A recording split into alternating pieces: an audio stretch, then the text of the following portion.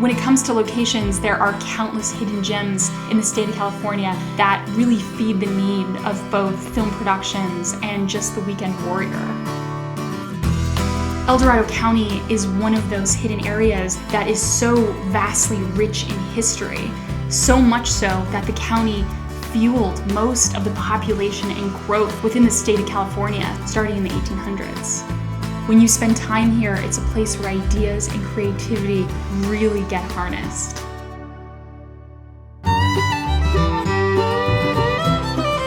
The heartbeat of El Dorado is Coloma, a small town that butts up next to the South Fork of the American River. This is where settlers discovered gold in 1848, which spawned the state's gold rush. The town looks untouched from its early years and has really kept the historical integrity of its structures.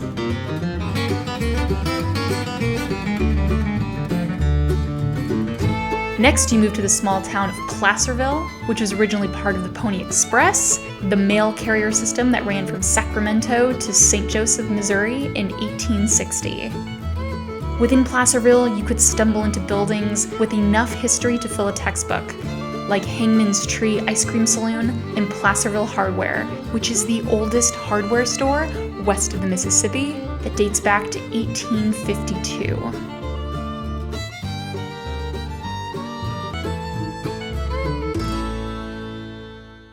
El Dorado County starts coming in off of Highway 50, kind of low elevation, and we have residential, beautiful community called El Dorado Hills. And then we go into the river canyons, and so we're at really low elevations and river canyons. And it's so diverse because then we move up to our orchards and our vineyards, and before we know it, we're like in those majestic Sierras in Tahoe. So it's extremely diverse. And I feel like we have a little bit of everything. We've actually been the Audubon before. We'll be, big skies, different states, Montana. It's very, very diverse.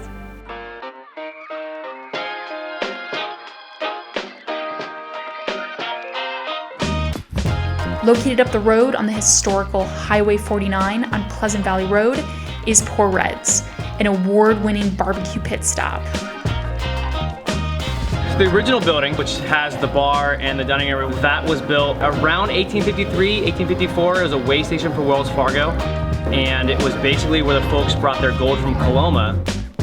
We're sitting directly on the original Lincoln Highway, which was the first predominant road across the US. Highway 49 is the 49 Gold Rush Highway, and if you've ever been to Disneyland, everything in California Adventures is all Highway 49, there's street signs everywhere. That's this area right here, that is right here, that's our history. We look like a podunk biker stop in the middle of nowhere, but as soon as you walk in, your expectations are being elevated from the fresh local products, the quality of food, the amount of passion that every line cook in that kitchen puts on every plate.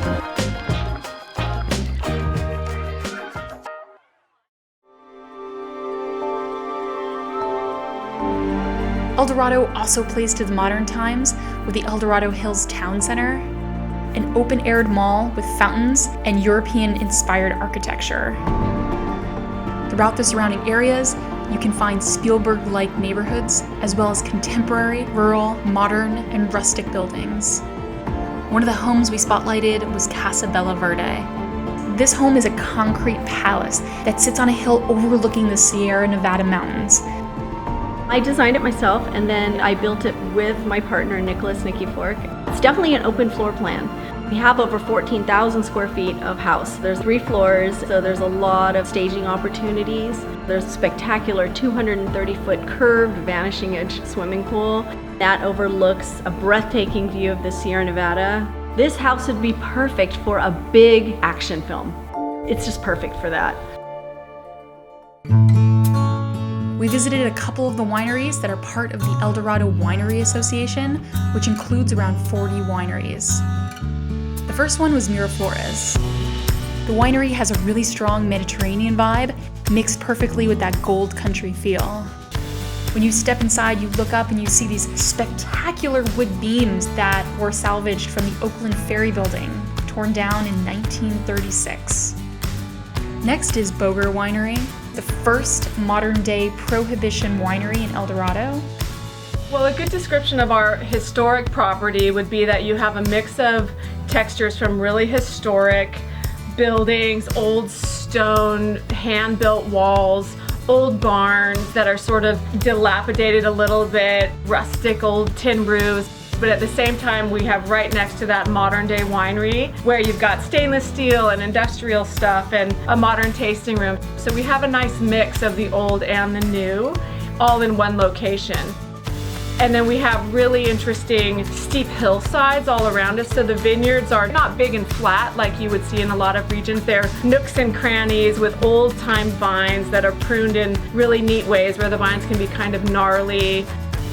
The room I'm in right now is a replication of a historic blacksmith shop. It was used from the Gold Rush era barns that we used to have here. So all of the materials that it's made out of are from the Gold Rush era.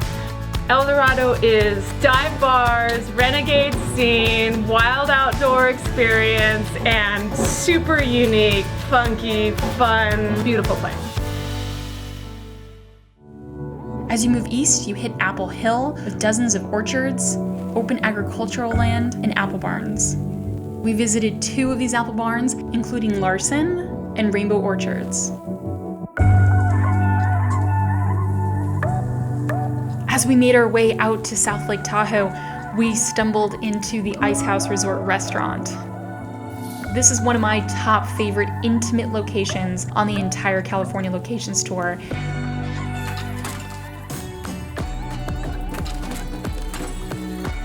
You have the 22-mile-long Rubicon Trail, which passes right through the El Dorado National Forest and the Tahoe National Forest.